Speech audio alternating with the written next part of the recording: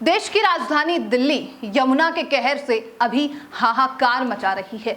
लोग परेशान हैं, लोग सरकार से गुहार लगा रहे हैं कि हमें बचाइए। लेकिन दिल्ली में जो 1978 में बाढ़ आई थी और 2023 में जो बाढ़ आई है, कोई अंतर नजर नहीं आ रहा है। सरकार अपनी राजनीति में मनमस्त है और लोग सरकार से अभी भी गुहार लगा रहे हैं कि हमें बचा लीजिए, हमारे बच्चे सड़कों पर हैं, हम सड़कों पर हैं। लेकिन सरकार को कोई मतलब नहीं है। और ये बात आज की नहीं है, ये बात पहले 1978 से ही चली आ रही है। तो चलिए आज आपको जानकारी देते हैं कि दिल्ली की जो अभी स्थिति बनी हुई है वो किस किस साल में ऐसी ही स्थिति बनी हुई थी। नमस्कार, आप सभी का स्वागत है नेशनल खबर पे। मैं प्रज्ञा झा। यमुना में आने वाली बाढ़ और नालों के अवरुद्ध होने के चलते बारिश होने पर अचानक से बाढ़ की घटनाएं दिल्ली में होती रही हैं। पिछले 33 वर्षों के दौरान यमुना ने अपने खतरे के स्तर यानी 204.83 मीटर पर निर्धारित रहने का जो रिकॉर्ड है वो 25 बार तोड़ा है। 1900 के बाद से दिल्ली में लोगों ने 1924, 1947, 1976, 1978, 1988 और 1995 में 6 बड़ी बाढ़ का अनुभव किया है। ये स्थितियां तब बनी जब यमुना नदी का जलस्तर पुराने रेल पुल पर खतरे के स्तर यानी 204.49 मीटर से 1 मीटर अधिक था।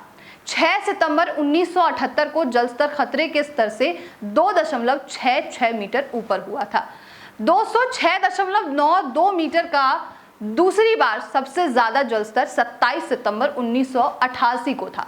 शहर ने 1977, 1978, 1988 और 1995 में उच्च तीव्रता वाली बाढ़ का अनुभव किया, जिससे शहर के निवासियों को जान माल की हानि भी हुई थी।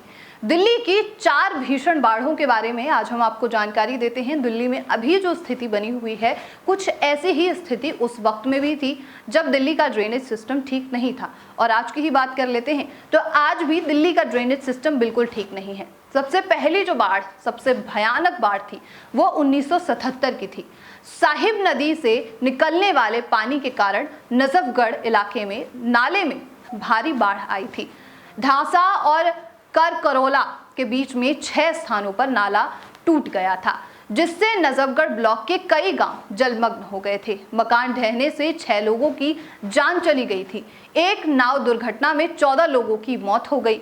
वहीं पर फसल क्षति का अनुमान उस वक्त में 1 करोड़ रुपए था।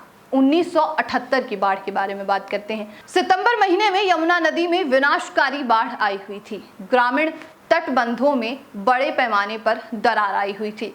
इससे 43 वर्ग किलोमीटर कृषि भूमि 2 मीटर पानी में डूब गई और खरीफ के फसल पूरी तरीके से बर्बाद हो गई। इसके अलावा उत्तरी दिल्ली का model town, Mukherjee Nagar, Nirankari colony आदि कॉलोनियों में पानी भर चुका था, जिससे संपत्ति को व्यापक नुकसान हुआ। फसलों, घरों, सार्वजनिक संपत्तियों की कुल क्षति 17.61 करोड़ रुपए आंकी गई थी। 1988 की बाढ़, सितंबर के महीने में यमुना नदी में भयंकर बाढ़ आई थी, जिससे मुखर्जी नगर, गीता कॉलोनी, शास्त्री पार्क, यमुना बाजार और लाल किला क्षेत्र जैसे कई गांव और इलाकों में बाढ़ आ गई। तब बाढ़ से लगभग 8000 परिवार प्रभावित हुए थे।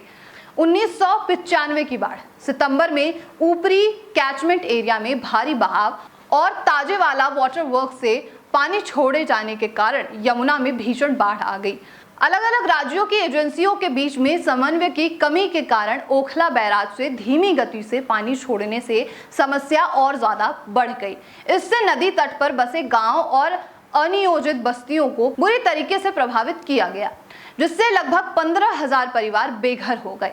इन व्यक्तियों को अपने घर वापस जाने से पहले लगभग 2 महीने के लिए अस्थायी रूप से सड़कों के किनारे रहना पड़ा था। तो आपको जो जानकारी दी है इसमें साफ तौर पर समझ आ रहा है कि जितनी भी बाढ़ की स्थिति बनती है वो ज्यादातर जून या सितंबर के महीने में बनती है।